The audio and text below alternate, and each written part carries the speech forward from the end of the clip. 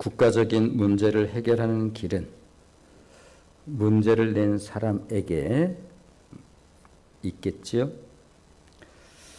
그런데 문제를 내신 분이 하나님이십니다. 그리고 요셉은 하나님의 그 문제, 하나님의 계시를 해석해냈습니다. 그렇다면 요셉은 당연히 하나님의 영에 감동된 사람이겠지요. 제국의 통치자 바로 역시 그도 보통 사람은 아니죠. 그러니까 제국의 황제가 될 수 있었을 것입니다. 제국의 왕이 될 수 있었을 것입니다.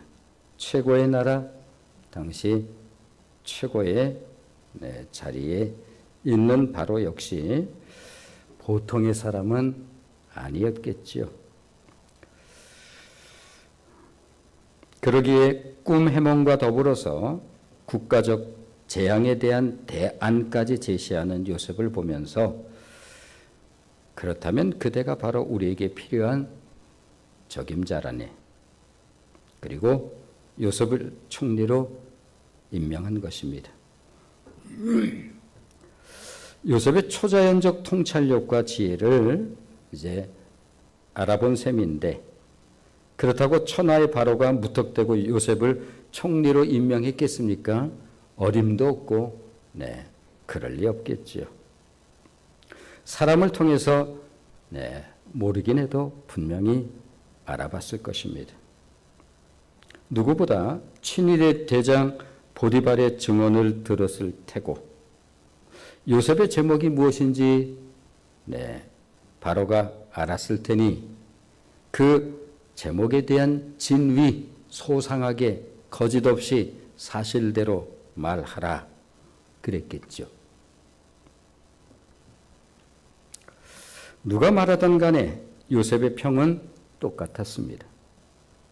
감옥의 간수를 통해서도 그가 억울하게 감옥에 들어온 것과 그의 사람됨을 들었을 테고, 그리고 역시 요셉에 대한 평은 누가 말하든 동일했습니다. 결과 바로 스스로 자신의 판단이 옳다고 생각했겠지요. 그렇게 요셉은 애굽의 전국 총리가 되었습니다. 그런데 요셉은 이번에도 여러 날 자다가 깨기를 반복합니다. 이게 꿈인가? 꿈이 아니라 이번에도 사실이었습니다. 꿈이겠지. 그런데 현실이었습니다. 왜냐하면 이 왕궁이라고 하는 것이 도무지 지금까지 살아온 나의 어떤 경험하고는 전혀 다른 그러한 정말 낯설고 생소한 곳이었습니다. 그냥 보기만 해도 처음 보는 그런 곳일 테니. 감옥과 왕궁은 달라도 너무 달랐습니다. 그만큼 적응도 쉽지 않았습니다. 그러나 해야 할 일은 너무나 분명했습니다. 총리에 임명되자마자 바쁜 일정이 기다리고 있었습니다. 왜냐하면 확실한 그런 과제를 받고 총리에 오른 셈이니, 그가 해야 할 일이 무엇인지, 무엇부터 해야 하나, 이런 것이 아니라 정확한 과제가, 임무가 그에게 주어졌습니다. 7년 풍년의 양식을 어떻게 효율적으로 관리해서 이후에 다가올 7년 흉년을 잘 넘김으로 최고의 나라 애굽을 흠없이 세워나갈 것인가. 최소 14년 프로젝트입니다.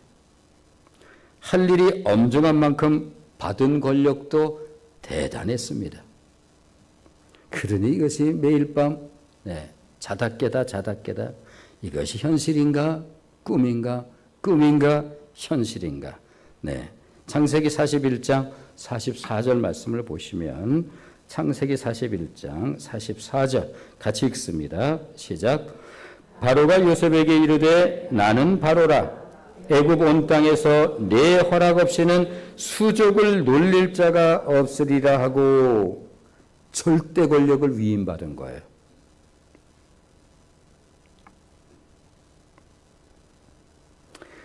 그동안 13년의 훈련으로 인해서 일 자체가 그렇게 어렵지는 않았습니다. 적어도 요셉에게 있어서는. 네. 그러나 필부적 소견으로, 우리 같은 어리석은 자들의 소견으로 볼 때 그렇게 절대 권력을 쥐었다면 다른 건 몰라도 억울하기 짝이 없는 보디발 아내만큼은 추상적인 호령으로 죄를 꾸짖고 자신의 무고함을 드러내고 싶었을 터인데, 내가 다른 건 몰라도 이 치욕적인 것만큼은 내가 벗어야 되겠다. 게다가 요셉에게 어마어마한 힘이 주어져서 절대 권력이에요. 네. 그렇다고 한다면 우리 같은 필부적 어리석은 자의 생각으로는 다른 건 몰라도 내가 보디발 장군의 아내는 그냥 넘어가지 못하지. 그래서 나의 치욕스러움 이거 하나만큼은 내가 벗어야 되겠다. 그럴 만한데 생각해보면 그 모든 것이 하나님의 섭리 가운데 있었던 일이고, 그런 일이 없었다고 한다면 오늘 자신의 그런 일들이 있을 리 없다는 생각을 요셉이 했겠지요. 언덕을 넘지 않고 어떻게 평지를 얻을 수 있으랴. 요셉은 바로 전국 순시에 나섭니다. 생각지 않게 아름다운 아내와 결혼도 했습니다. 그동안 집을 떠난 13년의 세월, 외로움은 그의 또 다른 양식이었겠지요. 늘 외롭고 고향 하늘을 바라보면서 눈물을 흘린 적도 한두 번은 아니었을 것입니다. 그런데 생각지 않게 이제는 아름다운 아내와 결혼까지 했으니 이제 더 이상 외로움에서 벗어났습니다. 소위 말하는 신혼의 꿈, 신혼의 즐거움도 좀 누리고 싶은 생각이 요셉에게 없을 리 없을 테지만, 요셉은 나는 나란 일을 맡은 사람이 아닌가, 속으로 하나님께 늘 감사를 외치면서 그렇게 수레에 올랐습니다. 선공후사, 나란 일을 맡은 사람이 공적인 일이 우선이지. 물론 요즘이야 그런 의식들이 상당히 좀 희미해진 시대이긴 합니다. 내가 먼저지, 내 가정이 우선이지, 이런 생각을 하면서 살아가는 시대이기도 합니다만, 당시 요셉은 성공후사 의식이 분명했습니다. 내가 나라 일을 맡은 사람이 아닌가. 그리고 그는 수레에 오릅니다. 그래, 무엇보다 애굽의 상황을 먼저 알아야지. 창세기 41장 45절 말씀을 같이 읽어보시면, 창세기 41장 45절 같이 읽겠습니다. 시작. 그가 요셉의 이름을 사브낫 바네아라 하고 또 온의 제사장 보디베라의 딸 아스낫을 그에게 주어 아내로 삼게 하니라. 요셉이 나가 애굽 온 땅을 순찰하니라. 처음 요셉을 총리로 세울 때에 맞듣지 않은 고관들이 왜 없었겠어요? 당시 애굽이 그래도 최고의 나라, 거기에 바로 밑에 얼마나 수많은 정치꾼들이 우글거렸겠어요. 그러니 엉뚱한 친구가 와가지고 총리가 되었다라고 할 때에 그것을 보면서 희죽희죽 웃을 만한 인물이 그 안에 누가 있었겠어요? 보아하니 히브리 노예 출신이라는데 처음에 보니 저놈 아주 상그지더라고. 아니 꿈 한 번 해몽했다고 나라 일이 애들 장난도 아니고 그렇다고 총리를 시켜? 네, 이런저런 말이 왜 없었겠어요. 그러나 시간이 가면서 우려가 안심으로 탁월한 선택으로 바뀌어져 갔습니다. 요셉은 일을 정말 잘했습니다. 무엇보다 요셉의 실력과 인품에 끌리게 되었습니다. 그것은 하나님께서 요셉에게 주신 어떻게 보면 인간적 매력이라고 할 수도 있겠습니다만, 보디발 장군의 집에서도 그리고 감옥에서도 동일하게 나타났습니다. 성경은 그것을 이렇게 들려주고 있지요. 여호와께서 요셉과 함께 하심으로 여호와께서 그의 범사에 형통하게 하심을 보았더라. 그것은 요셉 안에서만 일어나는 어떤 내면적인 것이 아니라 그것은 외면적으로 다 드러났어요. 주변의 사람들이 다 그것을 보았다라고 그렇게 들려주고 있습니다. 그는 총리가 되었습니다만 변함없이 신실했고 변함없이 겸손했으며 변함없이 순결했습니다. 그는 공사를 분명히 하는 정치가였습니다. 정치 꿈도 안 꿔봤고 생각도 해본 적 없을 테지만 세상적인 표현을 쓰면 운명은 그를 그 자리로 이끌어갔습니다. 물론 이것은 신앙적으로 하나님의 뜻이요 하나님의 섭리이지요. 사람이 사는 곳은 그곳이 나라이든 아니면 조직이든 리더가 세워지는 법이지요. 조직이 효과적으로 발전되고 향상되기를 바라기 때문에 어떤 나라든 어떤 조직이든 리더를 세우지 않을 수 없습니다. 그러나 더러는 리더로 인해서 공동체가 와해되기도 하고 또 성장의 걸림돌이 되는 그러한 일들도 있습니다. 그것은 참으로 불행한 일이긴 합니다만. 그만큼 리더의 역할은 중요하다고 할 수 있습니다. 리더십의 단어적 의미, 우리가 잘 아는 것처럼 리더라고 하는 단어의 10배라고 하는 이 두 단어가 이렇게 합쳐져서 소위 리더십이라고 우리가 그렇게 부릅니다. 배를 이끌고 목적지에 도달하게 하는 능력, 그런 뜻이라는 거죠. 리더십이라고 하는 뜻이. 리더는 그만큼 종합적인 실력이 요구되는 어려움의 자리이기도 합니다. 그렇다면 요셉은 어떤 리더였을까? 제국의 행정 최고 책임자 CEO 요셉. 요셉이 총리로서의 역할과 임무는 너무도 확실하고 분명했습니다. 그러기에 그는 누가 뭐라 해도 그 시대의 비저너리라고 할 수 있겠죠. 왜냐하면 임무가 너무나 확실해요. 과제가 너무 확실합니다.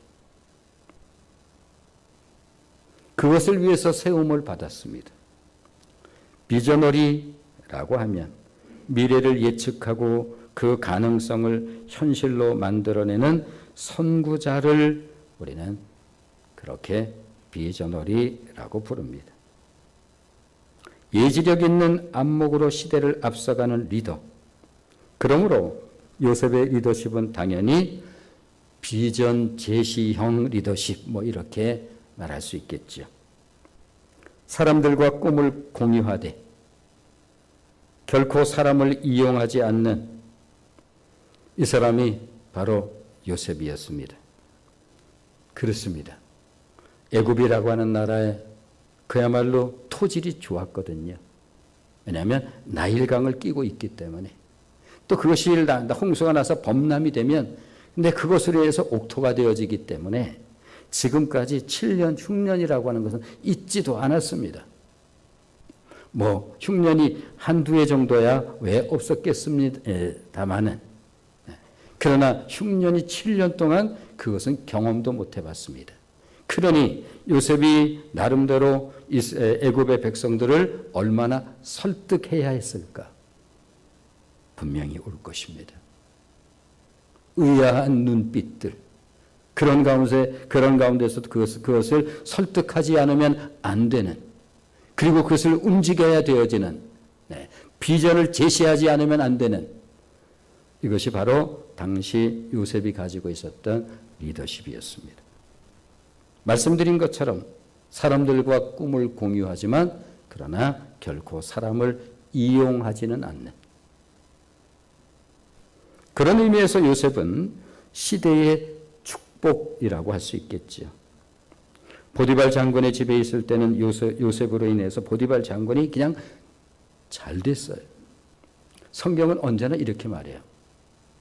요셉으로 잘 된다는 게 다 느껴지는 거예요. 왕궁에 있으면서는 감옥에 있었는데 그 어두운 것이 그로 인해서 밝은 기운이 자꾸 돌아요. 그 절망의 장소인데, 인생 포기의 장소인데 요셉으로 인해서 그 공기가 달라져요.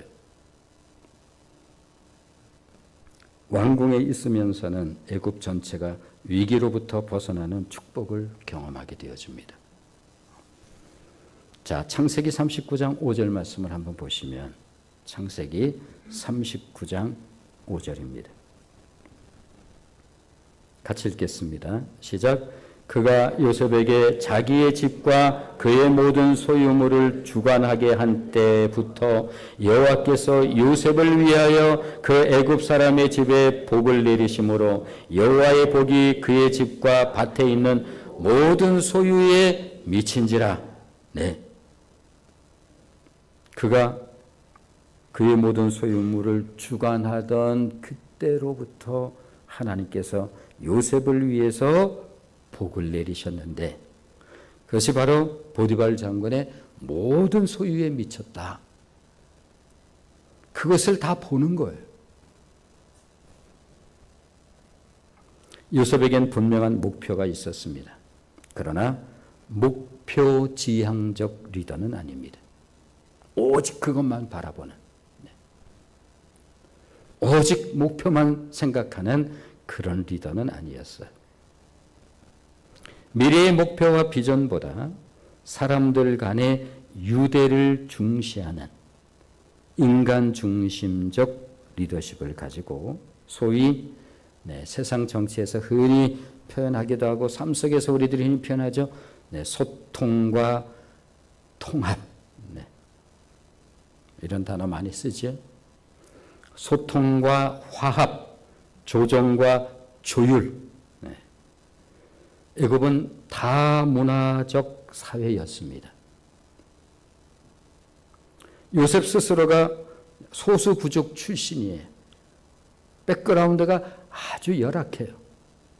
어디 출신이에요? 히브리 출신입니다. 뭐 반응도 없어요. 예.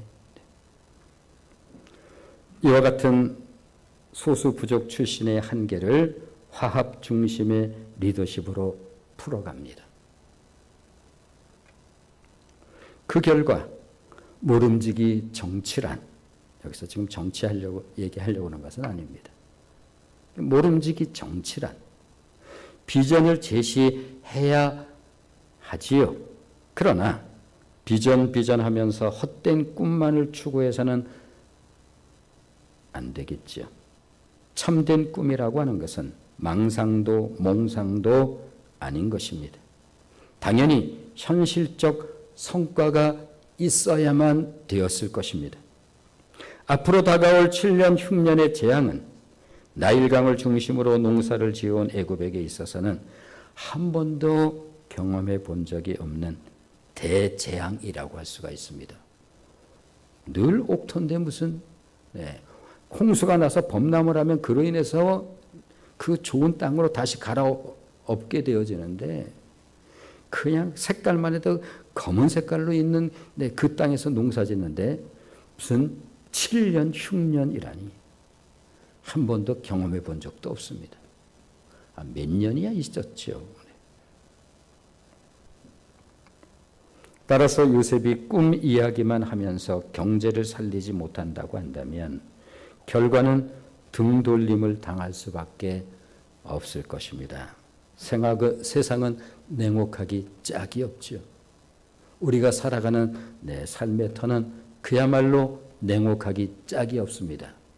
어느 때는 정말 온정도 없는 것 같은 그런 느낌을 받을 때가 우리 인생 여정 속에서 왜 없겠어요? 세상은 그런 법. 네. 주변 나라는 연이은 풍년에 먹고 쓰는 일로 세월을 보낼 때에 요셉은 대대적으로 양식 창고를 짓습니다. 어마어마한 크기로 본 적이 없어요. 그런 저건 뭐야? 창고라네. 양식을 쌓는. 뭔 양식을 저렇게 크게 쌓아? 그것도 하나가 아니라 여러 개예요. 그리고 양식을 차곡차곡 창고에 쌓으면서 미래를 준비합니다. 또한 요셉의 리더십은 상생의 리더십으로 서로가 잘 되는 소위 윈윈 이렇게 표현하죠. 윈윈의 리더십이었습니다. 너도 잘 되고 나도 잘 되고. 신약 성경에 서로라고 하는 단어가 50번 이상 소개가 되어집니다. 서로. 나만 잘 되는 것이 아니라 너도 잘 되고 함께와 서로의 삶이 이루어져야 하는 것이지요. 풍년이 지나고 흉년이 계속되면서 백성들이 살려달라고 아우성을 치기 시작합니다. 배고픔처럼 견디기 어려운 게 세상에 어딨나요? 뭘 그런 걸 가지고 굶어보지 못했으면 그런 말 못하죠. 왜냐하면 이 나라 이 민족은 그거를 너무나 잘하는 나라예요. 이제는 꿈처럼 잊어버린 세월을 살아가고 있긴 합니다만 금요심야 기도 때도 좀 말씀을 드렸습니다. 우리 어린 시절만 해도 봄이 되면 다 버짐이 있어서 얼굴에 허연 버짐이 이곳저곳 한마디로 영양실조입니다. 얼굴의 색깔은 누런 이게 이 나라의 색깔이에요. 사실은 이 민족의 색깔이에요.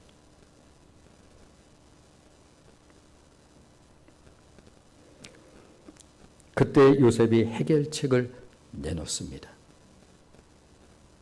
창세기 41장 55절 57절입니다. 창세기 41장 55절로 57절 같이 읽겠습니다.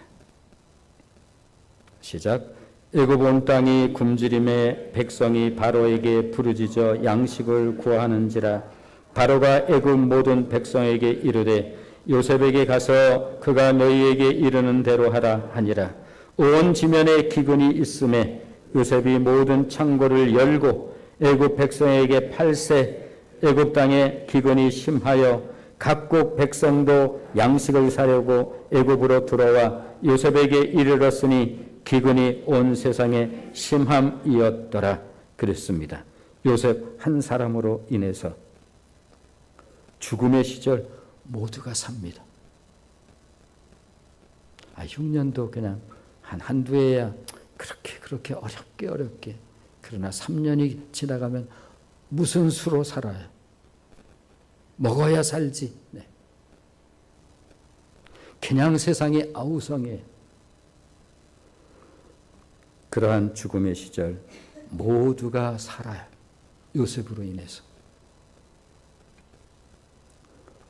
애굽뿐만 아니라 주변 나라들까지 살게 되었습니다. 요셉 한 사람의 영향력은 이처럼 실로 놀라운 거죠. 이 모든 것이 가능할 수 있었던 것은 무엇일까? 단 하나. 무엇보다 요셉은 귀를 여는 삶을 살았기 때문입니다. 사실 총리가 된 요셉은 국가 행정 경험이 전무했습니다. 말하면 뭐 하겠어요. 궁중이라고 하는 것이 그야말로 태어나서 처음 구경하는 그 생소하기 짝이 없는 곳인데 흔히 정치에서 말하는 조직력 있을 리 없습니다. 정치적인 세력, 요셉에게 무슨 그런 세력이 있겠어요? 그야말로 전무한 그가 유일하게 가지고 있는 것이라고는 하나님 한 분뿐이었습니다. 그러기에 그가 할 수 있는 것은 오직 하나, 하나님 말씀을 경청하는 것, 그것 하나였어요. 지금까지 곡절의 시간을 통해서 얻고 배운 것이 있다고 한다면 오직 하나, 하나님이었습니다. 그의 삶 속에서 하나님을 빼면 얘기할 게 아무것도 없는 사람 요셉. 처음에 꿈 얘기부터 그 꿈은 어디로부터 왔는가? 하나님께서 주신 꿈이에요. 그 꿈으로 말미암아 나름대로 형으로부터 그 어려움을 당하고 그 죽음의 위경에 이르게 되었는데 그 무엇 때문인가? 하나님께서 주신 꿈 때문이지. 그것으로 인해서 애굽에 팔려가 애굽에 종살이하게 되었던. 그런데 모든 것을 잃었을 때에도 요셉을 이야기하는 단 하나의 성경 한 구절, 하나님이 요셉과 함께 하심으로 요셉이 형통한 자가 되어 세상에 그런 형통이 어디 있다는 말인가. 그러나 반복해서 들려줍니다. 그렇습니다.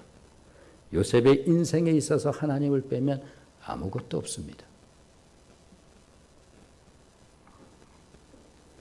그런 이유로 바로가 자신의 꿈을 해몽하라고 했을 때 내가 들으니 그대가 꿈을 푸는 능이 있다며?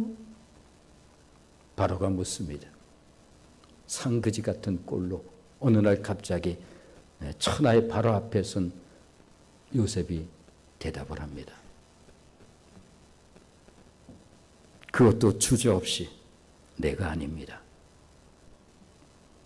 하나님께서 대답을 하실 것입니다.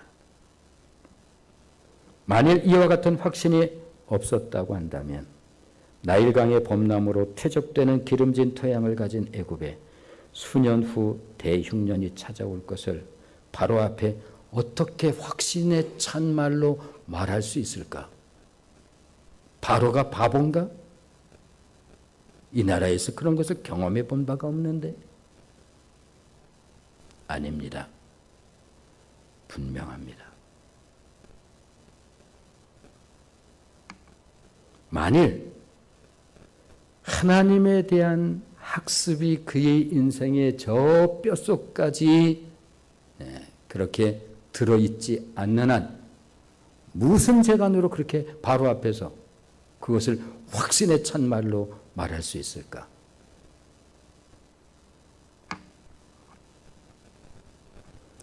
요셉의 리더십의 특징 또 하나는 그런 의미에서 혁신적 리더십이라고 할 수가 있습니다. 혁신이라고 하는 것은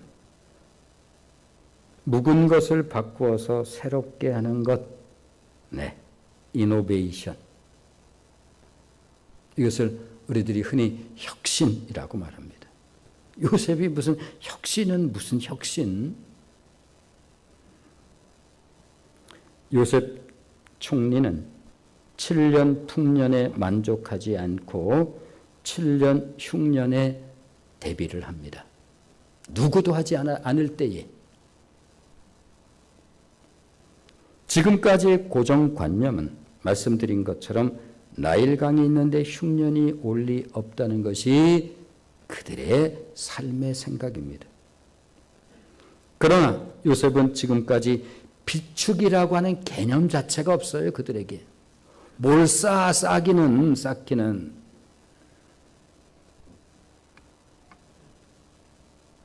곡식을 쌓을 비축 창고가 있을 리 없지요. 그러므로 풍년의 때에 요셉은 커다란 어마어마한 크기의 창고를 짓습니다. 저건 뭐야 도대체? 어마어마하네.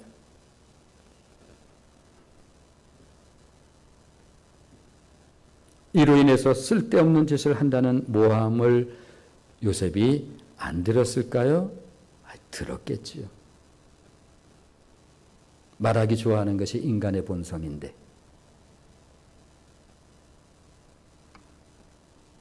창세기 41장 48절로 49절입니다.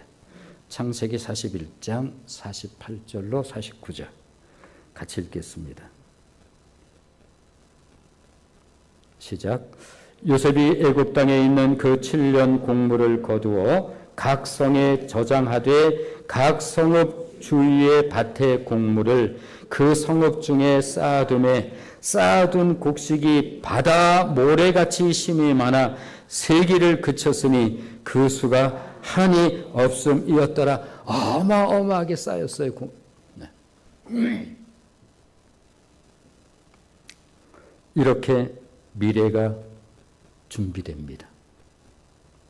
그는 고정관념을 깨는 혁신적 리더였습니다.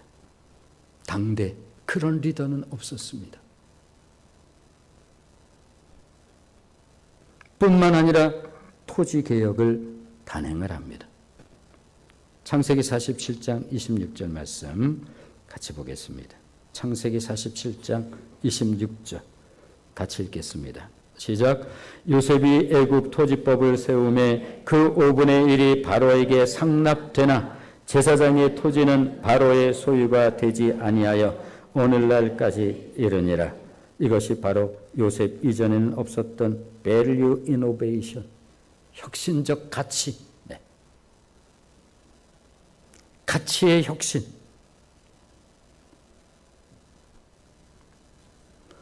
바로는 바로대로 그야말로 흡족했습니다. 속으로 이랬겠죠. 수많은 날 내 판단이 맞았어. 그래, 내 판단이 맞았지.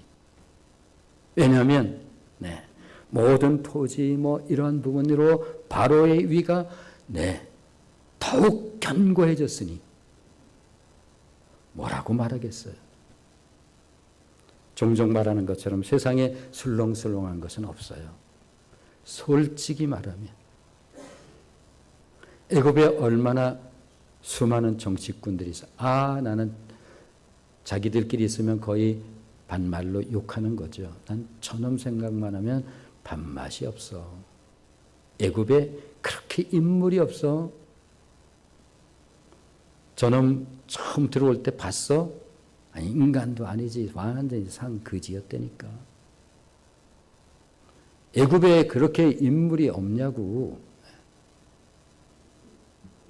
더더군다나 다음번에는 총리 내 차례라고 잔뜩 기대를 가지고 있었던 그 사람이야말로 요셉을 얼마나 미워했을까.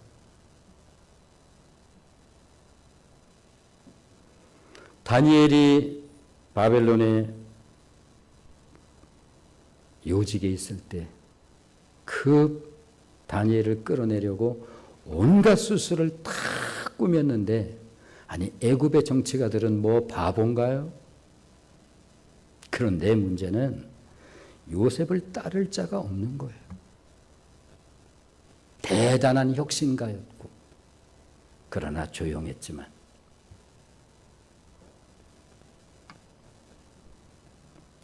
AI 시대, 우리가 살고 있는 이 시대를 이제 우리가 그렇게 부릅니다.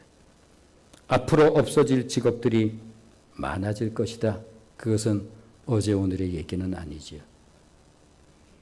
식당을 갔는데 누가 이렇게 와요. 또 이렇게 와가지고 이렇게 음식을 가져다 주고 또 뭐라고 그래요. 그래서 뭐라고 그 음식을 받아서 이렇게 봤더니 또 뭐라고 하면서 이렇게 또 가요. 그런데 앞으로는 저 모습은 또 아니겠구나. 얼마나 또 다른 모습으로 인간이 할 수 없는 친절의 최상을 보여줄까?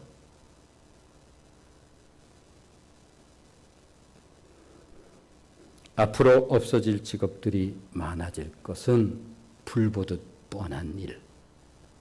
앞으로 10년 동안 전체 일자리의 4분의 1이 인공지능을 바탕으로 한 자동화로 대체될 것으로 말하는데 이 표현 이상이겠지요.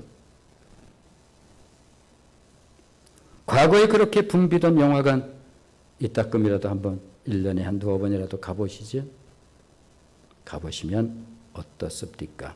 텅 비어있는 이 영화관이 과거에는 사람으로 음집을 했는데 그냥 우리의 조금 더 어린 학창 시절 그 시절만 해도 거기에는 암표라고 하는 것도 있었어요. 극장에 들어가기 위해서.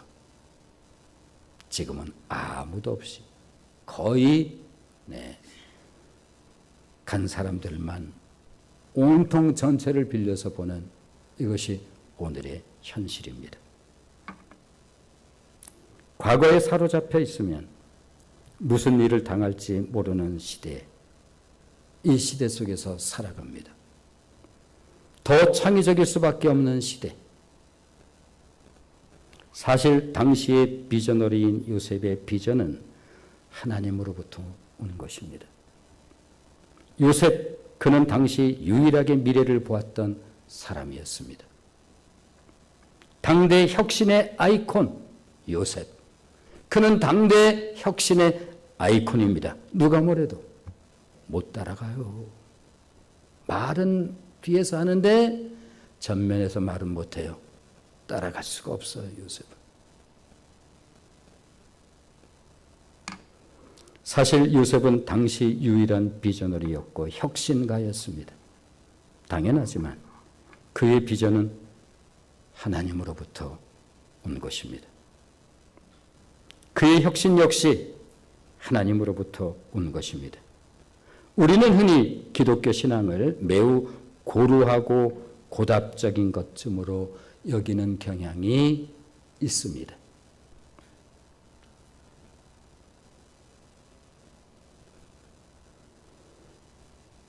우리가 이렇게 만일 우리는 인생의 길을 지금 요셉에게 묻습니다. 길을 잃어버린 것 같은 이 시대에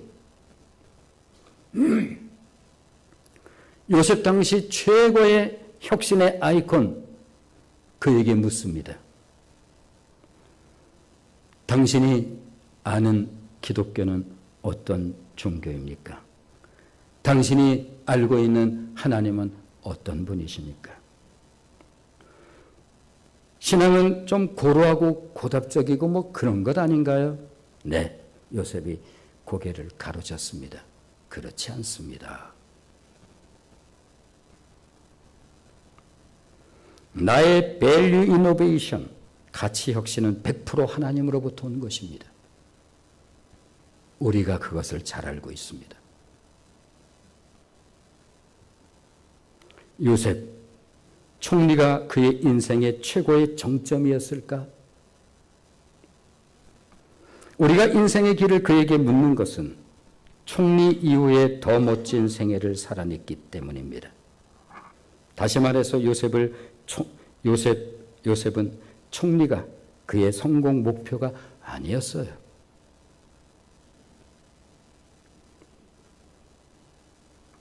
사실 요셉을 통해 진정으로 배우고 들어야 할 것이 있다고 한다면 참된 하나님의 축복이 무엇인가에 관한 것입니다. 요셉이요, 진정으로 하나님의 축복이란 무엇입니까? 이것이 우리가 인생의 길을 그에게 묻는 이유라고 할 수가 있겠지요. 총리 이후 그의 인생의 절정은 아직 끝나지 않았습니다.